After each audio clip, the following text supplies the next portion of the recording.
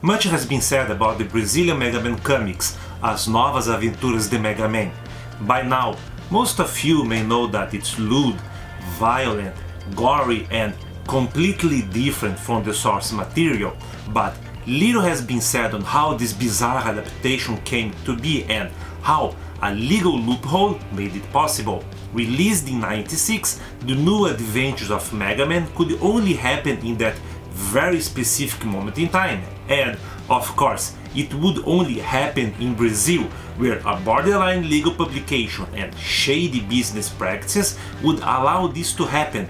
Welcome to the jungle of 90s Brazilian publishing. With Saint Seiya's release in Brazil in '94, anime and Japanese media gained major attention, but despite anime's popularity, TV stations were only interested in ad revenue. Without official anime distributors pushing for it, manga had no clear way into the market. However, some people noticed there was a market for printed content about anime, and one of these magazines was Animax. It was published by Sérgio Peixoto and José Zero Roberto in the Magnum publishing house. Launched in '96, it focused on anime and had a strong following. As weird as it sounds, Magnum Press was dedicated to a magazine about guns. There, they pledged the readers to draw their own comics and submit their work, all part of a larger plan where Megaman eventually got into the picture, ready to be the very first manga published in Brazil, except for a detail in the license agreement through a local representative that would derail it forever. But before we dive deeper, how about giving this video a thumbs up and subscribe to the channel? Without anime distributors in Brazil back in the 90s, Japanese media producers relied into Western local parties to capitalize on their properties. That's how Character, a Brazilian company, came into the picture as managers of Capcom's Megaman cartoon and manga in Brazil. Peixoto and Zero jumped at the opportunity to get the manga publishing rights through Character. The license asked for royalty payments to reprint the existing manga, pretty standard, but it also gave them the freedom to publish their own material to help promote Megaman, which gave them a different idea. And there you have it. With this legal loophole, a borderline legal Megaman comic book was born, something that Peixoto himself would chronicle later as a curious anecdote, which he wasn't wrong, by the way. The editorial in the first issue, written by Zero himself, claimed that he watched the original TV show and thought it was so bad that he couldn't help but throw away the script and write something better.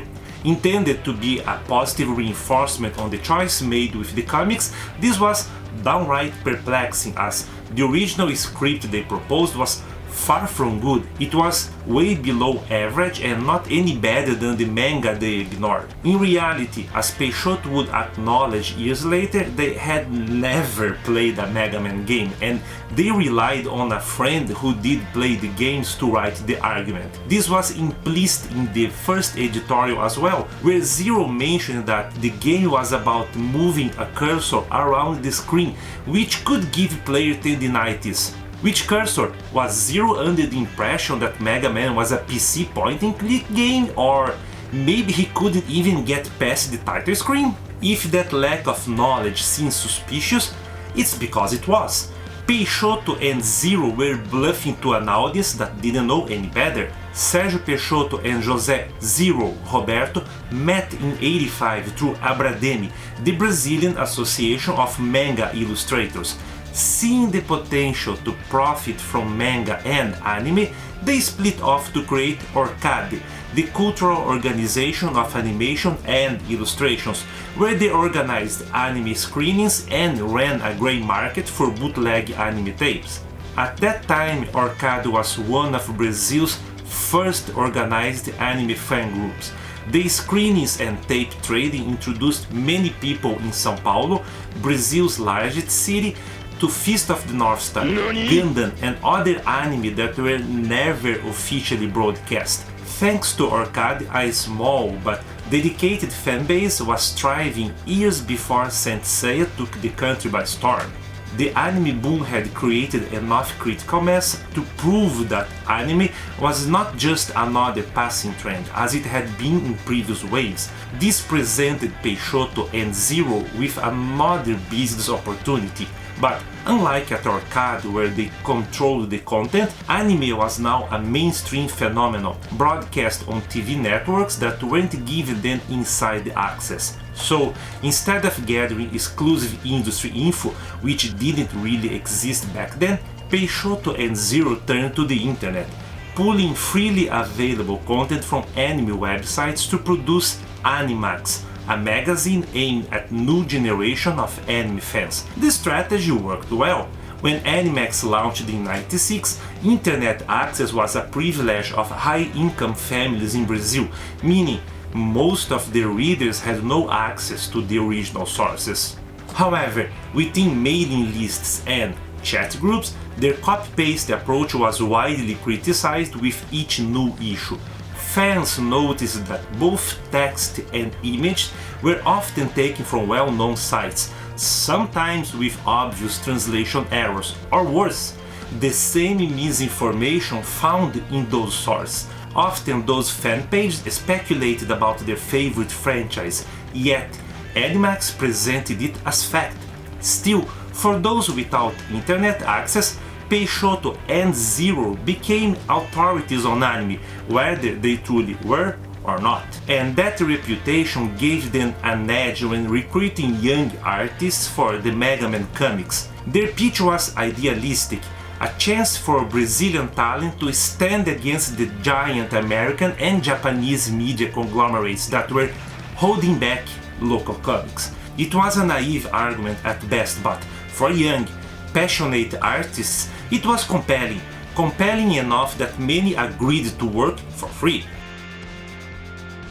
Having different artists for each Mega Man issue was not exactly a problem, it was the perfect solution.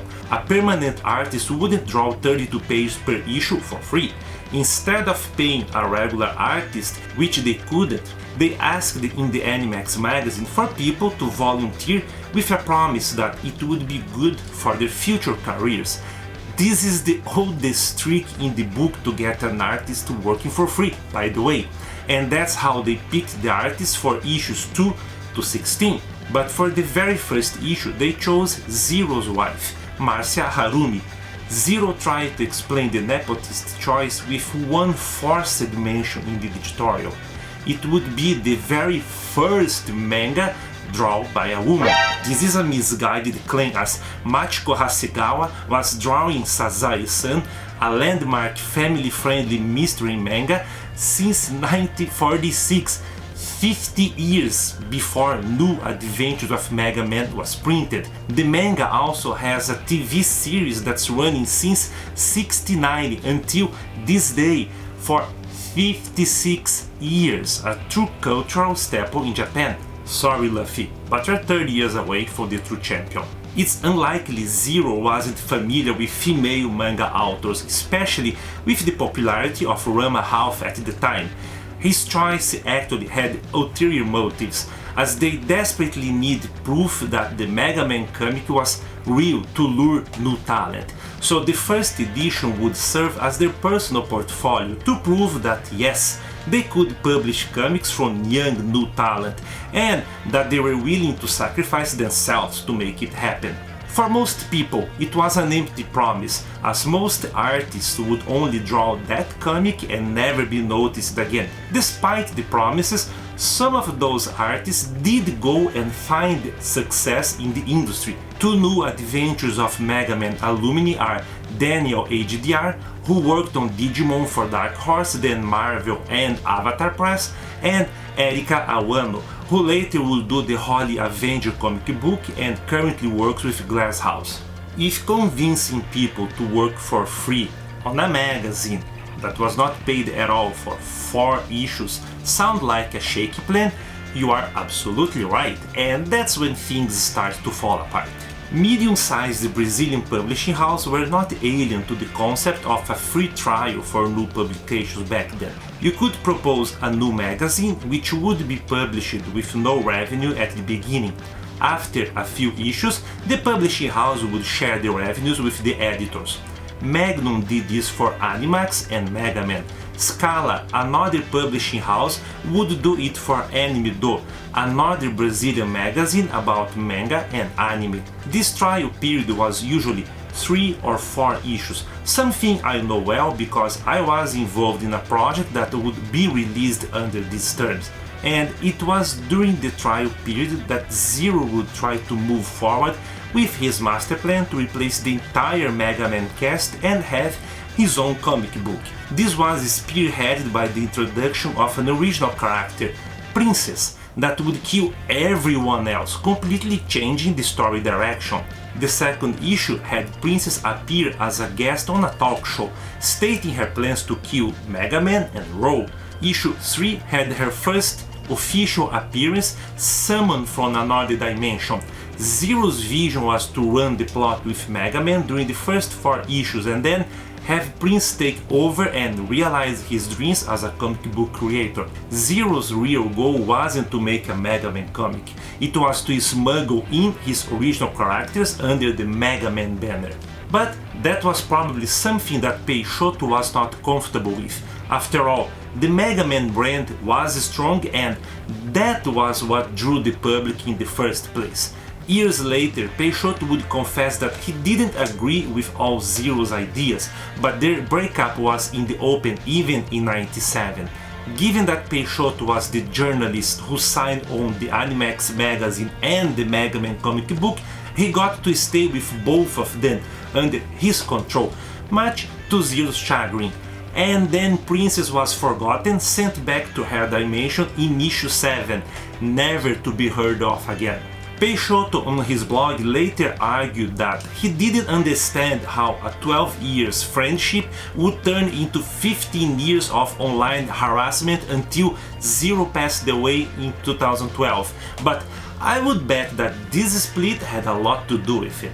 One point that is often mentioned by Peixoto is that Magnum, the publishing house, asked for 12 issues with no revenue.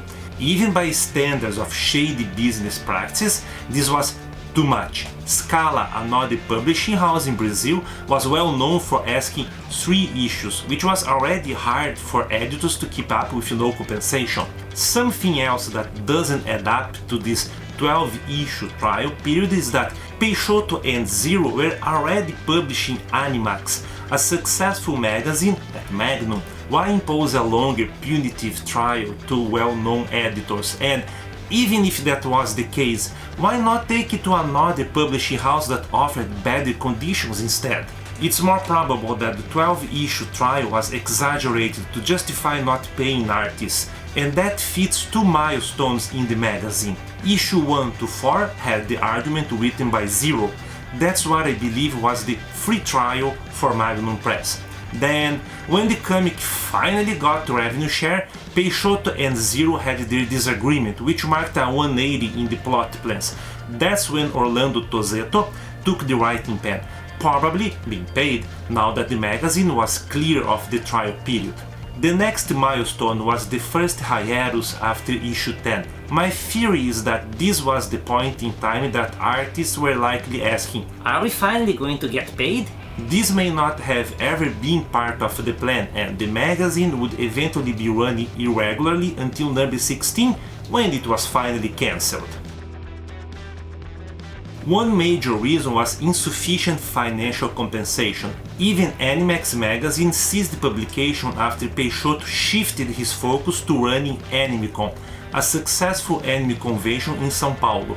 By the early 2000s, Peixoto himself admitted that AnimeCon had finally given him the financial stability that the magazine alone couldn't provide. This also highlights a systemic issue with printed publications in Brazil at the time. While it's well known that illustrators were exploited, this insight suggests that even Peixoto and Zero were being taken advantage of by Magnum, along with other editors of similar magazines. Think about it. You run 2 successful publications distributed across a country with nearly 200 million people, and you still can cover your expense, that goes beyond exploitation, it's just absurd. Peixoto later launched the Anime EX magazine under a different publishing house, but it eventually faded into obscurity. By then, the official anime market in Brazil was well established and more qualified professionals were running anime and gaming websites, accelerating the decline of print magazines. However, the final nail in New Adventures of Megaman's coffin was the arrival of official manga in Brazil, with Rama Half, Dragon Ball, Saint Seiya and others appearing on newsstands. There was no longer room for a bootleg adaptation, its collapse was only a matter of time. Meanwhile, original Brazilian comics were also gaining traction. Erika Awano found success with Holly Avenger in Dragão Brasil magazine, a series heavily influenced by anime and manga.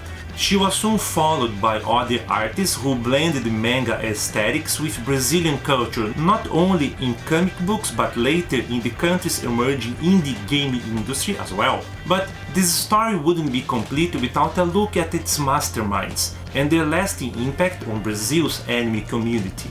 Being in the right place at the right time was key to Peixoto's and Zero's success in the 90s, but their legacy remains controversial, especially among those who lived through that period and don't share a romanticized view of it. Both Peixoto and Zero carefully crafted public personas, portraying themselves as pioneers of anime and manga media in Brazil. However, their business practices were often questionable, sometimes borderline acceptable, other times outright shady. At Orcade, they acted as gatekeepers of the anime community, controlling access to information. Later, with Animax, they took a similar approach by siphoning content from English and Spanish language fan websites, at a time when many Brazilian fans didn't yet realize they could access that content for free. Within anime mailing lists and IRC channels, fans frequently debated Peixoto's and Zero's reliance on foreign fan sites for material. When faced with these arguments, Peixoto would dismiss such claims with a laugh and carry on. Ever the gentleman, one might say. Zero, on the other hand, took a more combative approach. He personally confronted critics, engaging in long, heated online arguments that earned him the title of Brazil's first anime internet troll. Despite positioning themselves at the forefront of a new media landscape, their passion for anime and manga often seemed more commercial than genuine. Peixoto himself admitted on the Animax blog that between 85 and 92 he had only watched about 20 anime titles at Zero's house because he didn't own a VCR at the time. That number alone wouldn't have covered the first 5 issues of Animax, yet the magazine ran for 51 issues over 3 years, covering far more series than that. This raised a valid question: how much of their content came from first-hand experience and how much was simply sourced from elsewhere in an era when even fansubbers and distros didn't have access to some of those titles. Zero in particular was a controversial yet charismatic figure, a description that, in this case, is an euphemism for someone who managed to stay involved in projects despite repeatedly clashing with collaborators. His history of fallouts was well known, including his split with Peixoto and his dramatic exit from the Brazilian edition of Mad magazine, which was widely documented at the time. From my personal experience in brief exchanges with Zero, he had a deep disdain from passionate fans, especially when their enthusiasm threatened his image as an expert. Ironically, those same fans were the ones buying his magazines. He passed away in 2012 and people only noticed because they realized the constant personal attacks on blogs and fan sites had suddenly stopped it. It may sound like an inappropriate joke, but that's precisely how one blog discovered and noticed his death, much to everyone's surprise, myself included. As for Peixoto, he ran AnimeCon for a few years before it was overshadowed by Anime Friends, a larger convention. These days, he publishes an anime newsletter, also called Animax, through Catarse, a Brazilian crowdfunding platform similar to Patreon. On YouTube interviews, he presents himself as the person who introduced the anime and manga to Brazilian audience. While he was indeed part of that movement, his role is often exaggerated. Hero magazine came before Animax, and Anime Do launched shortly after, running for 130 issues, far outlasting Animax's 51 issues. Additionally, anime conventions, fan groups, and even fan servers existed across Brazil well before AnimeCon. But perhaps it's only fitting that everything about the Megaman Brazilian comics is an exaggeration of a specific period in time. Peixoto's retelling of history just follows the same pattern. The new Adventures of Megaman stands as a unique relic of its time, part unchained ambition, part legal loophole, completely driven by unique opportunities. It was born in an era when anime and manga were still finding their footing in Brazil, and its creators took advantage of the lack of an established industry to push forward something that could never exist today. For some, it's a cautionary tale about the pitfalls of early fandom culture, where enthusiasm and naivety are often exploited for profit. For others, it's simply a piece of lost media, a chaotic and ridiculously fun chapter in Megaman history that's so uniquely Brazilian it could never have happened anywhere else. And honestly, that's what makes it fascinating almost 30 years later. If you enjoyed this deep dive into gaming history, don't forget to subscribe. And hey, have you ever come across a game or comic adaptation so off the rails it felt like a fever dream? Let me know in the comments below. Also, check out the recommendations on the right, there might be something else you'll enjoy watching too. PV at NeoRetroPixels, signing off. Cheers!